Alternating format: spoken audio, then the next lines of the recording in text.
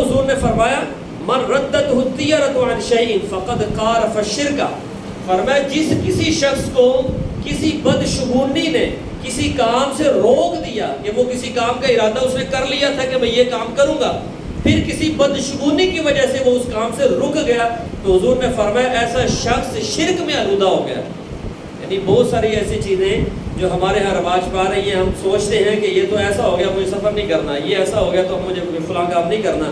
تو اس سے رسول پاک صلی اللہ علیہ وسلم نے منع فرمایا کہ کسی کام سے کسی بدشگونی کی وجہ سے کوئی شخص رک جائے تو اسی طرح ہے جس طرح وہ شخص شرک میں آلودہ ہو گیا۔ آپ صلی اللہ علیہ وسلم نے فرمایا لیس منا من تطیر ولا تطیر،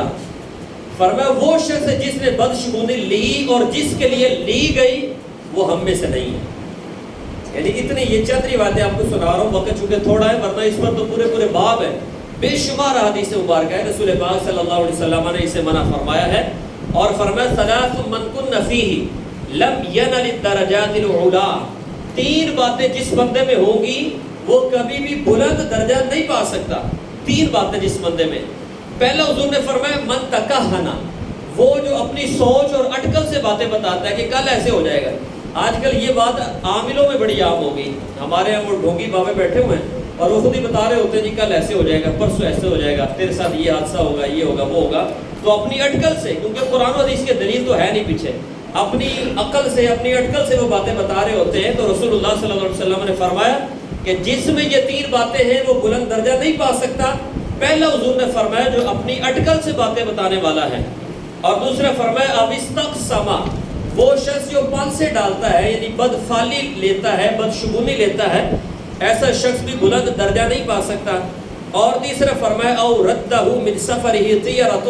یا کسی بدشگونی کی وجہ سے وہ اپنے سفر سے رک جائے، ایسا شخص بھی بلند درجہ نہیں پا سکتا۔ اور اسی طرح ابو داؤد شریف میں حضور نے فرمایا الطیرۃ شرک، الطیرۃ شرک ثلاثہ، تین مرتبہ رسول اللہ صلی اللہ علیہ وسلم نے فرمایا کہ بدفعلی بدشگونی لینا شرک ہے، شرک ہے، تین مرتبہ سرکار نے فرمایا۔ اب ہمارے ہاں جو بدشگونی لی جاتی ہے، مراد تو یہ نہیں کہ صرف جو زمانہ جاہلیت میں بدشگونیاں لی جاتی تھی وہی مراد ہے، قیامت تک جتنی بھی بدشگونیاں لی جائیں گی وہ اسی زمرے میں داخل ہے۔ ہمارے ہاں جو بدشگونیاں لی جاتی ہیں ان میں سے جو ہمارے ہاں مشہور ہیں ان کی چند مثالیں آپ کو میں دیتا ہوں کہ جس طرح آپ سفر کر رہے ہیں، بلی نے رستہ کاٹ لیا تو وہاں سے واپس آ جاتے ہیں، جی بلی نے رستہ کاٹ لیا، کالی بلی نے رستہ کاٹ لیا تو اب سفر کروں گا نقصان ہوگا، تو یہ بدشگونی ہے۔ رسول پاک صلی اللہ علیہ وآلہ وسلم نے اس سے منع فرمایا۔ اسی طرح بعض لوگوں کا یہ خیال ہے کہ کسی کا ناخن اگر پاؤں کے اوپر آ جائے، پاؤں کے نیچے آ جائے، اوپر پاؤں کسی کا آ جائے تو لڑائی ہو جائے گی، یہ بھی بدشگونی ہے۔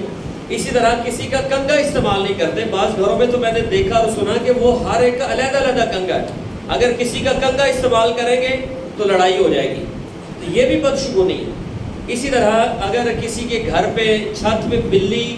رو رہی ہوتی ہے، آپ نے کئی دفعہ سنا ہوگا بلی روتی ہے رات کو، تو اس کو منحوس سمجھ لیتے ہیں جی بلی کا رونا منحوس ہے، اس کو بھگا دیتے ہیں، تو یہ بھی بدشگونی ہے۔ یعنی اسلام میں اس کا کوئی تصور نہیں کہ شریعت میں رسول پاک صلی اللہ علیہ وسلم نے منع فرمایا یا کوئی حکم دیا ہو کہ ایسا ہے تو یہ منحوس ہے، ایسا نہیں ہے۔ اگر کتا روتا ہے تو اس کو بھی منحوس سمجھتے ہیں۔ اسی طرح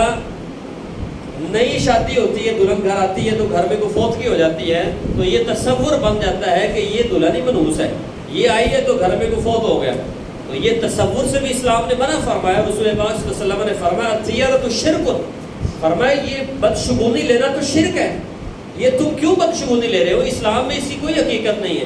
اسی طرح جوانی میں اگر کوئی خاتون بیوہ ہو جائے تو کہتے ہیں بڑی منحوس ہے، بندہ کھا گئی، تو اس سے بھی اسلام نے منع فرمایا۔ خالی کینچی کارڈ ایسے وہ کئی ہلا رہے ہوتے ہیں تو کئی کہتے ہیں یہ تو لڑائی ہو جائے گی، تو خالی کینچی چلانے کو لڑائی کے سبب جانتے ہیں، بدشگونی اس سے لیتے ہیں، یہ بھی درست نہیں ہے۔ اسی طرح کئی لوگ یہ سمجھتے ہیں کہ بچے کے جو کپڑے ہیں ان کو نچوڑتے نہیں ہیں، اس وجہ سے نہیں نچوڑنا کہ اگر اس کو نچوڑیں گے بچے کے جسم میں دردیں شروع ہو جائیں گی، بدشگونی لے رہے ہیں، تو یہ ساری بدشگونی ہے۔ اس طرح بہت ساری ہمارے ہاں رواج پہ آ گئی ہیں، تو وہ ساری جو بدشگونیاں ہیں ان سے رسول پاک صلی اللہ علیہ وآلہ وسلم نے منع فرمایا۔ اور حضور نے فرمایا من ردت الطیرۃ عن شیء فقد قارف الشرک، فرمایا جس کسی شخص کو کسی بدشگونی نے کسی کام سے روک دیا کہ وہ کسی کام کا ارادہ اس نے کر لیا تھا کہ میں یہ کام کروں گا، پھر کسی بدشگونی کی وجہ سے وہ اس کام سے رک گیا، تو حضور نے فرمایا ایسا شخص شرک میں آلودہ ہو گیا.